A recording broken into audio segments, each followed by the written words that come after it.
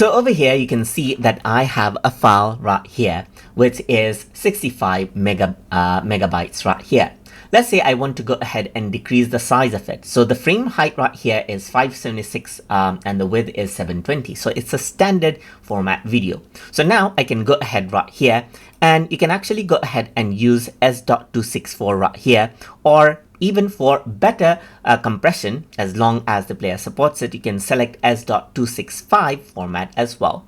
So now I'm going to go ahead and click on match source right here. So I'm just going to select S.265 right here, just like this. And you can see that the estimated file size already is 16 megabyte right here. So let me just go around over here, click on match source so that the resolution matches the source right here. And I'm going to go around over here and you can see that I'm using VBR pass and the target bitrate is 7. But I want the file size to be really less, so I can go ahead and decrease it out. Let's say, for example, up till 2 megabyte or 3 megabits per second as well. So you can see that the estimated file size now is 7 megabyte as well. You can go ahead right here and select out the folder where you want to go ahead and export this out into right here.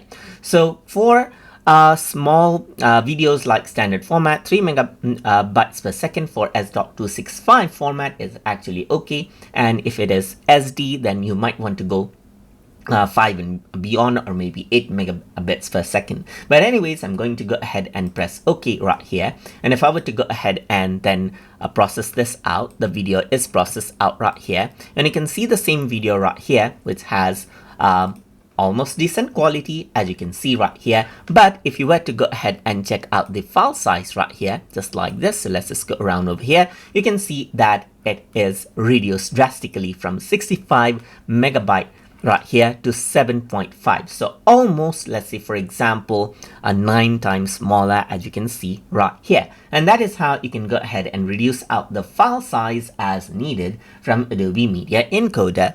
So I hope you guys learned something as always.